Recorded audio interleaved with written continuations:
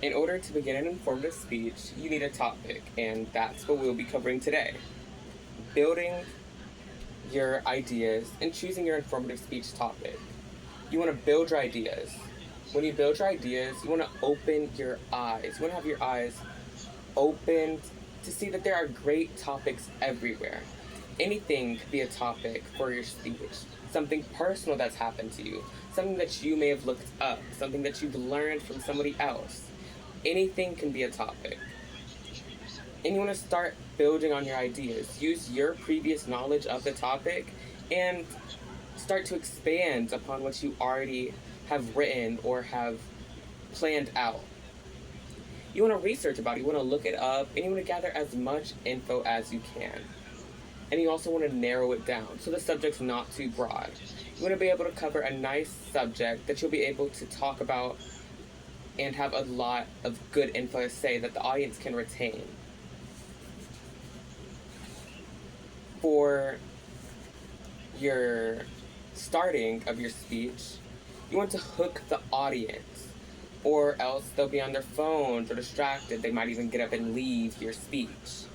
And you want to transition to the topic smoothly. You don't want there to be any uhs or well or like that. You don't want it to be like that.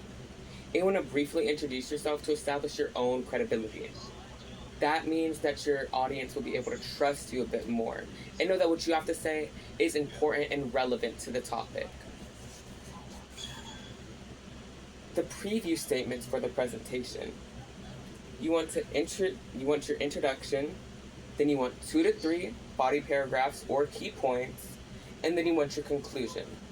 You want to give a roadmap of the points, and you want a brief preview statement so that everything will be tied together. You want to tell them about the points, tell them the points, and then summarize the points. And you also want to pause between it so the audience will be able to understand and know what you're saying is important. And after previewing the first main point, avoid filler information. You don't want there to be any uhs or wells after that.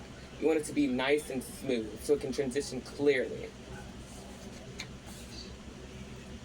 How to open and close your speeches.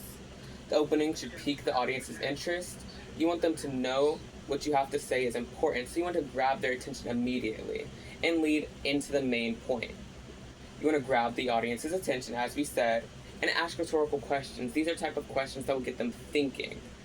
And you want to get a quote that's important, and a quote that's lasted a long enough time to where it will still be relevant today and now to this specific presentation. You want it to be relevant to your audience. What can they get out of this presentation? And you want to establish personal credibility. This will allow your audience to trust you a bit more. And you want a concise thesis that summarizes everything that you've just said in just a few short words. Whenever you're citing sources, you want to list the author's name. Use both their first and last name, as that sounds a whole lot better than just either the first or the last name. And if there's multiple authors, just do the last names, as it makes it a whole lot clearer. Where it's published from, and from what. You want to have the title.